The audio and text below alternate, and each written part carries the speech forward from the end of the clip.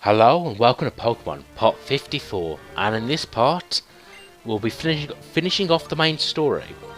Although keep in mind that there is a post story to Pokemon, so the adventure will continue, at least for a short while afterwards. And after proving our worth with Zekrom, I've added him to my party, because even though I don't like using the legendaries permanently, it is part of the story, and it is meant to be Dragon versus Dragon at this point. So yeah, it's a role-playing game, let's roleplay. Now first up, Schwarzenegger will be the first member of your party, and Zekrom will be... I'm getting the names mixed up. But yeah, my Zekrom, Schwarzenegger, will be the first member of my party, and the Reshiram will be N's first member. Dragon against Dragon here. Now Dragon-type attacks are super effective against Dragon. Before you Dragon, I heard you like dragons, so I dragoned in your dragon so you can dragon while you dragon. I'm sorry, that was terrible. Now at this point, I'm not really sure what move to use, because Electric won't be very effective. And also Zen Headbutt will be fairly weak. Dragon Breath, you might think Dragon beats Dragon, but that does a set amount of damage. There is also Slash, which you might get a critical hit. But I use Dragon Breath, which... I'm sorry, it looks like it's been shot out of his crotch. Ooh, that is really nasty breath, actually. But yeah, I decided to use Dragon Breath because it has a paralysing effect. Ooh, very slightly. And yet, needless to say, you want to take out his dragon with your dragon. So, because, yeah, it's a really powerful legendary. Vanillux, the ice cream Pokemon. And yeah, I think this is Jack Black's time to shine.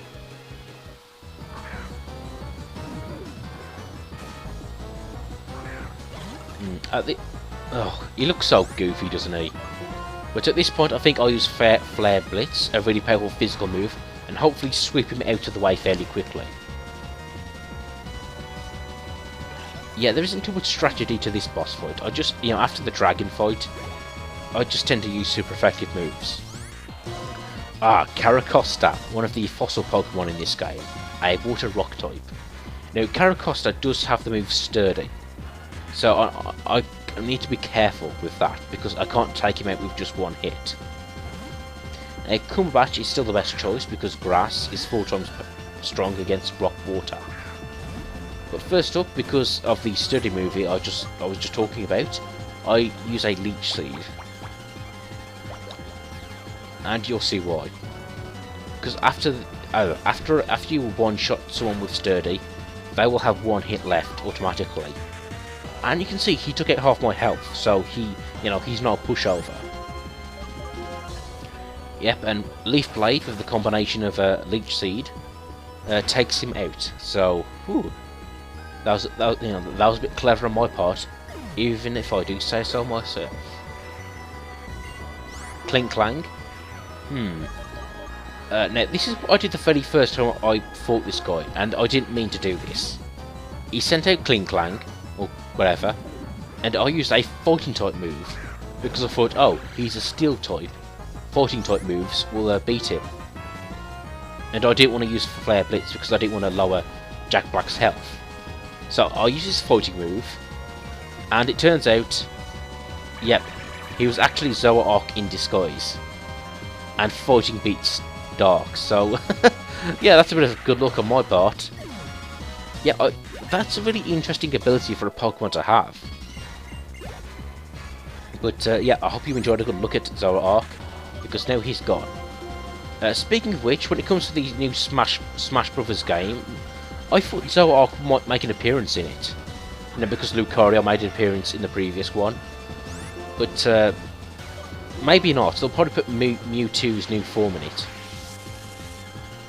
And of course Webb now takes out Archops. Such a shame. It's a cool looking Pokemon actually.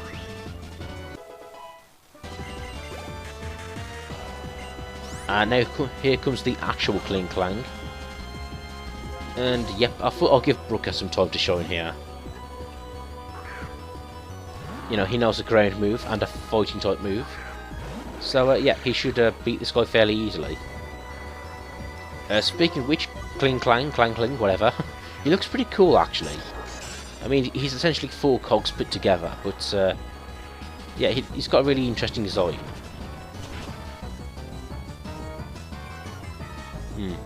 And unfortunately, I don't have access to Earthquake, so Bulldoze will have to do. But fortunately, it does lower his speed, so yeah, Bulldoze is a pretty cool move. And that's something I've already got into in this generation, moves that have a secondary effect. You know, it's not all Thunderbolt and Flamethrower, it's Electric Web and Bulldoze. Yeah, not the hero now, are you, N? Extreme close-up. Oh, look at his handsome face, staring at me. Are you trying to seduce me, N? I wonder if the fact that he has a baseball cap is kind of like an indication of the traditional heroes of Pokemon. Maybe a hint that he wasn't really the bad guy, or whatever. Yeah, that's probably why. That's exactly it, because there were supposedly 2 heroes, and apparently heroes in Pokemon wear baseball caps. Even though we're not in the 90s, guys. And then again, I prefer the baseball cap over the beret of the Gen 4 protagonist. Because he wore a beret and a scarf. And I don't know, he just seemed a bit too like a fashion person to me. a bit uptight. Yeah, I bet if I met like the Pokemon Generation 4 protagonist, he'll be a bit snippy with me. Oh, you're wearing those jeans. They're so lost, yeah. I don't know. But the funny thing is, the next game is set in France. So funny enough, I think someone with a beret and a scarf would actually work there for some reason. For some reason, it's okay for the French to do it.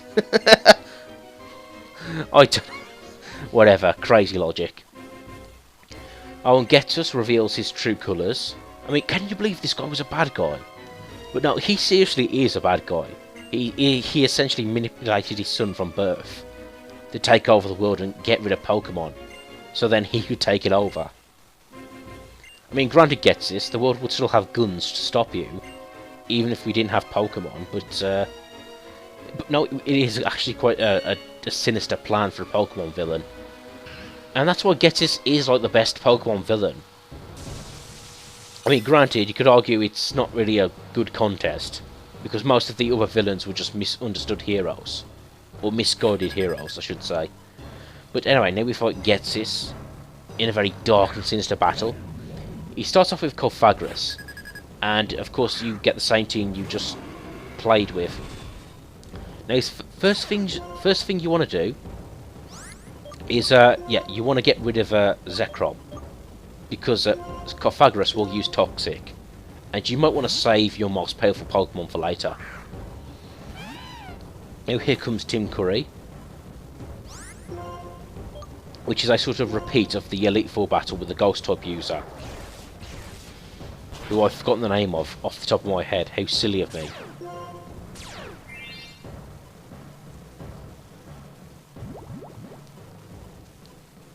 But yeah, at this point, Toxic can take out Tim Curry very quickly. So I'm just hoping that Night Slash will land a critical hit.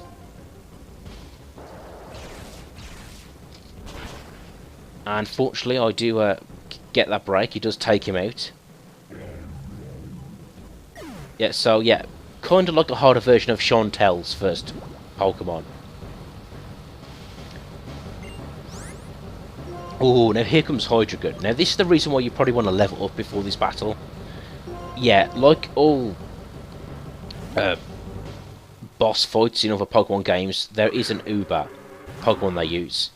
In the previous gen it was Cynthia and her Garchomp. In the first gen it was Lance and Dragonite. In this case it's Hydreigon, a Dragon Dark type, and he looks pretty awesome, I must say. He's got a cool design, cool colours, and he's a three-headed Dark Dragon. Now, of course, being a Dark type, he's weak against Fighting and Bug type. But unfortunately, in a practice run, I found out that he is faster than Web. and he knows Fire Blast. So I couldn't send out Web to use X Scissor because Hydreigon would have finished him off. So what I'm doing is first I'm sending out Brooker to stall for time, and now I send out Web. Now I did sort of plan out this move very carefully. See, Hydreigon would now use Dragon Pulse, which he would have used against Brooker. And actually I do know that Web is actually faster than Hydreigon. I mean, I just said he wasn't, but what I meant was Web would have taken out half of Hydreigon's health, then Hydreigon would have finished him off with Fire Blast. Which is why I had to wear down Hydreigon's health to halfway before I sent out Web. That's what I was trying to get across there. Anyway, he also has a Bisharp. But fortunately Brooker, with his Drain Punch, will hopefully defeat him and also regain some health. See, I really like Bisharp. It's a cool combo, it's a cool design, and he has some really cool moves. But 4 times weak against fighting, I'm not really keen about it. Yeah, I was saying that if that was a critical hit, Brooker would be in real trouble there. Now, if you remember, when I went to the shopping mall on the route before Old Plusid City, I think it was Route 9 or something, but whatever, I did buy some Carbos to boost everybody's speed, and I think that made a real difference in this fight.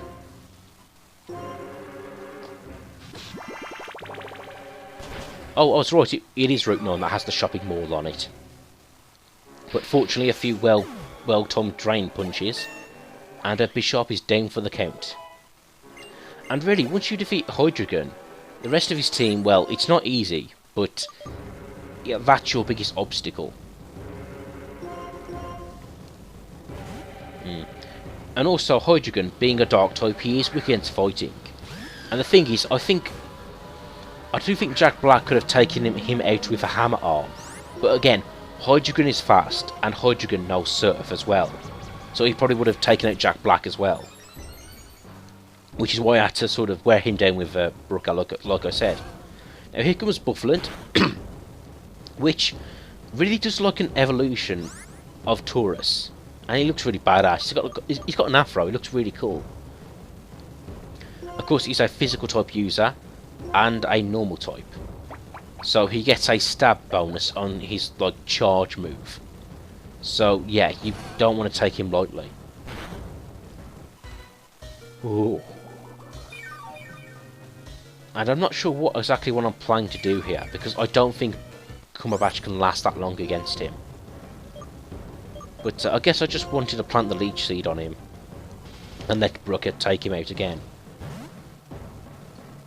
See, this is amazing. Brooker is he's the best Pokemon on my team for this battle.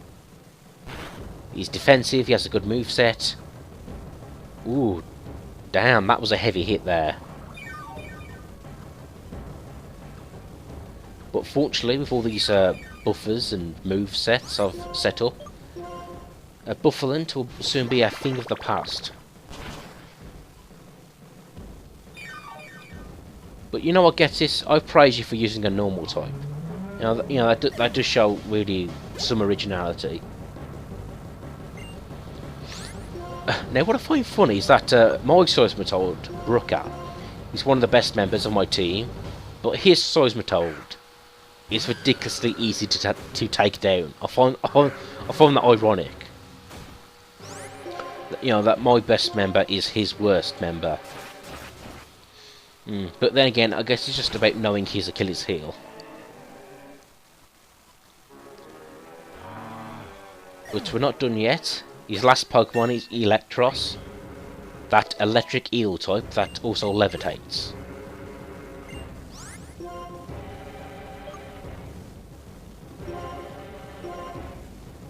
My plan here is to send out Jack Black because he hasn't been used that much. And if I get into trouble, finish him off with Schwarzenegger. Oh, look at this guy, so smug. He's like, I can levitate, so you can't get me. Let me see, Flare Bit, Blitz or Fire Punch?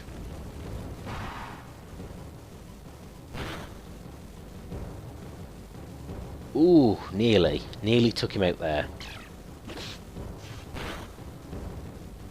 And I guess at this point I could finish him off with Fire Punch. But since this is part of the story, I decided to finish him off with my Zekrom. So Schwarzenegger go. And also, even though it's not going to be very effective, I decided to finish off this guy with Fusion Bolt. Again, it's not going to be very effective, but it's his signature move. I should at least get to use it once. Boom! Like Thor's hammer, he strikes. Oh, Ghetsis. Actually, something I'll give Ghetsis for is the fact that he decided to fight me. Even when I had, even though he knew that I had the legendary Pokemon. I was apparently the big hero of this game. But he thought, forget that, I'll take you on any day of the week, Sunshine. And that's it, that's the main villain taken out. I am perfection. And, yep. It's actually quite a bittersweet ending for N, in a sense, because he's been freed from his father's rule, but everything he knows has been changed. He doesn't know what to believe or what to think anymore. How can this happen to me? I've made... I won't torture you with that, but yeah, I really like this story. Granted, it's not like the best story in video game history, but for a Pokemon game, I'm glad they tried. Like, when you set up a story like this and you create a villain like Ghetsis, it's fun to fight Ghetsis. It's good to take on this villain. You know, it's something that simple. You add something to the game.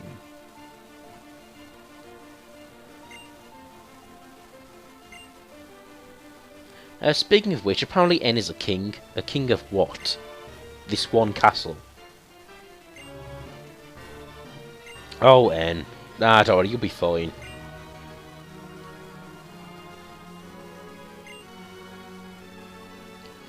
You're just going through your standard metaphysical crisis.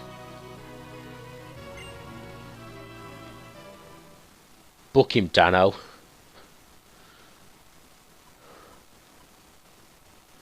And Ghetsis got 10 to 20 in a maximum security prison. Oh, thanks, N. And even though you were technically an accomplice, we're gonna just let you go now.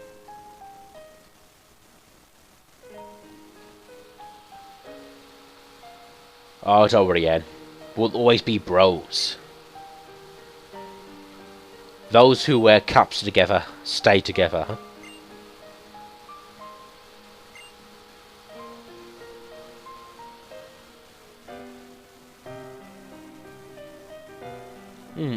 And I just realised the throne N was sitting on has been destroyed.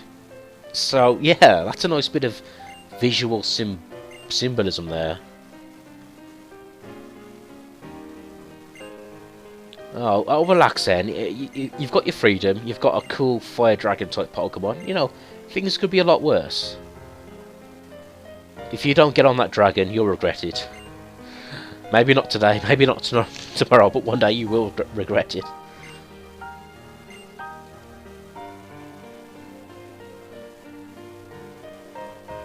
Now, you might be thinking, we didn't even get to face the champion, so technically, we're not even the Pokemon Master of this region.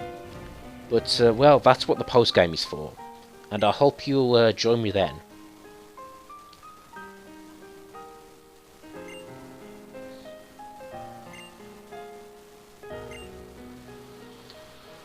Goodbye, N. It was great battling you. Okay, Reshiram. Warp 9. Engage.